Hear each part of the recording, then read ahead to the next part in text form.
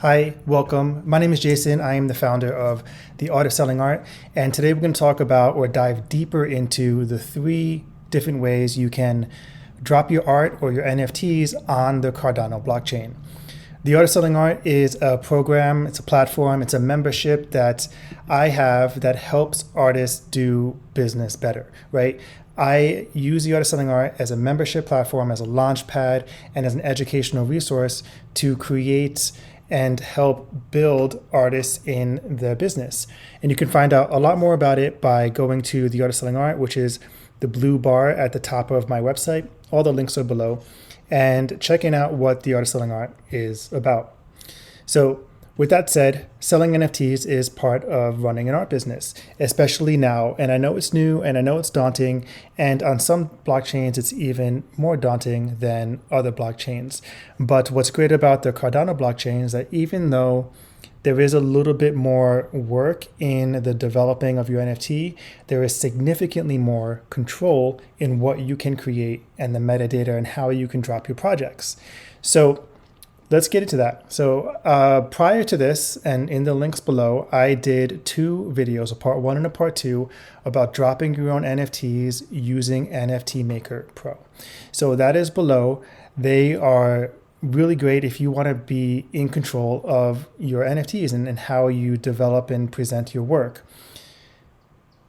And we're going to go over what you do after that, because I think that I was a little bit unclear on these three different methods, and I kind of breezed over them because I was going through the technical part of what do you do and what do you write and what is metadata and blah, blah, blah. So what are the three different ways? You can sell your art through a payment gateway. You can sell your art through a vending machine, which is also a payment gateway, but used differently. And you can sell your art through marketplaces, which is what you are probably more familiar with. So I'm going to go through the pros and cons of each of these, as well as define them a little bit to help it make it easier. So a payment gateway gives you the ability to sell from any website, your homepage, or your website, or through a landing page that you create, or even by selling via a address, which you could put into an email. So a lot of people use payment gateways through their Discord as well as through websites. I'll show you what that looks like. So back on my website, here's my Cardano NFTs by clicking on the CNFT section. And here is the Guardians collection. Now each Guardian is its own edition of 25. And when you click on Mint the Sunrise Angel, it pops up with a NFT Maker Pro gateway, which you can connect to your wallet, or you can send manually using a pay-to address. And this is the payment gateway. And what makes this really powerful is that I don't need a marketplace. I can direct traffic however I want. I can control what sells and what doesn't. I'll give you another example. We'll go back to the CNFTs, and we can click on, let's click on the Skyward collection. So using a payment gateway, you can click on any one of these editions and it pulls up the same thing and allows you to pay directly for the art. Now, sell from any site. This is really important because it allows you to control the presentation of your work. So if you want to have a page with your own background, with your own organization of data, like here is who I am and here is the art that I'm making and here are the benefits to it, yada, yada. You want to do that through your own website, through your own design, your own UI, UX. And this, using a payment gateway, allows you to just copy the link from NFT Maker and paste it on your site on a button or in a window application. Using a payment address, we just covered that. You get to control the disposition. So if you have a small collection with 25 different pieces in it, then you can link to each individual piece of art and sell it with the payment gateway without having to put it all into one big collection or list it anywhere specifically, which is a marketplace thing. So you get to control how that works. And this bleeds into the vending machine. So the vending machine allows you to create a single point of access for a larger collection or a randomized drop. What does this mean? So it's the same as a payment gateway, except when you buy something through this payment gateway, you get a random NFT from inside that collection. From whatever that project is on NFT Maker, you get a random NFT through it. So any of the larger projects have used this type of vending machine selling method. And it's really suited for larger collections or gamified drops. So you can create a randomized style that allows you to gamify. And what that means is, let's say you have 10 different pieces of artwork, and one of those pieces of artwork is an addition of one, and the rest have multiple additions.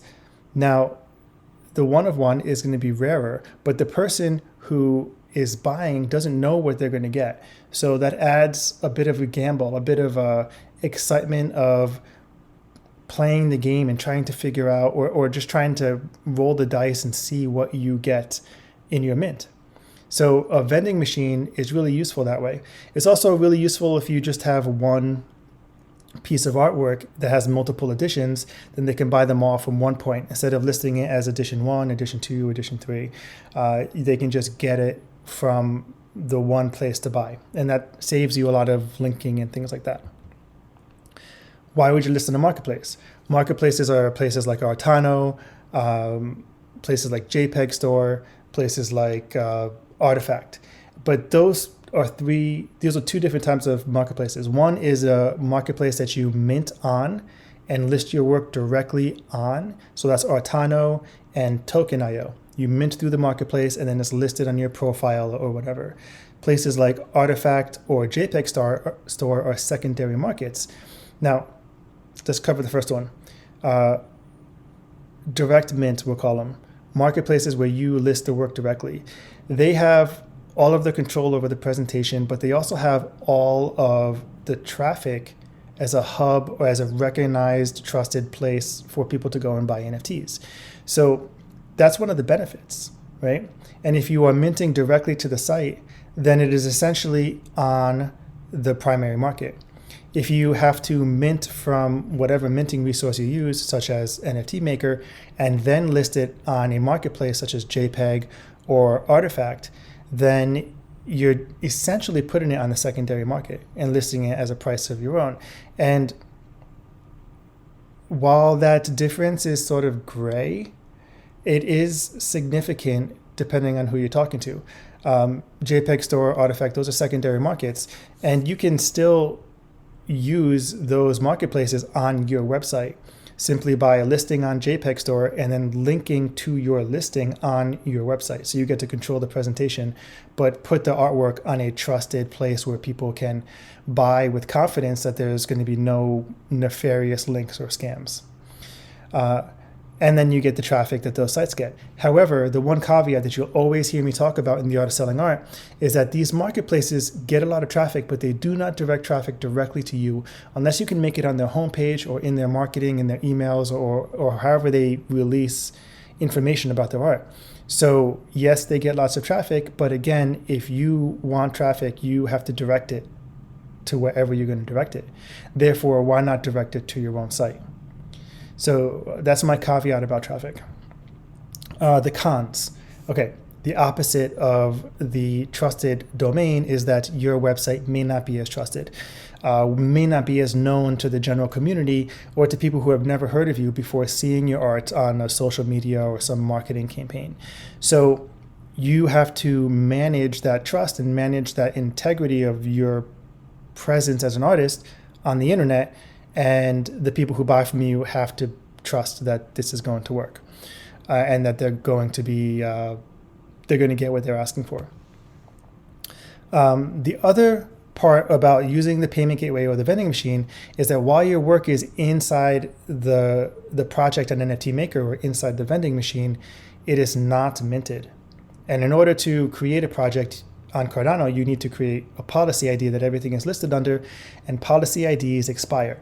Now you get to choose when your IDs expire. You can set it for 1 year, 1 month, 10 years. It doesn't matter. That's up to you.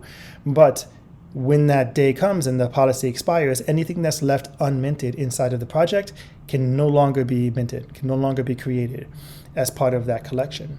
So before that happens, you have to mint all that stuff yourself and then list it on a secondary marketplace. And that's, again, only relevant if you don't sell out before the closure of your mint, of your policy.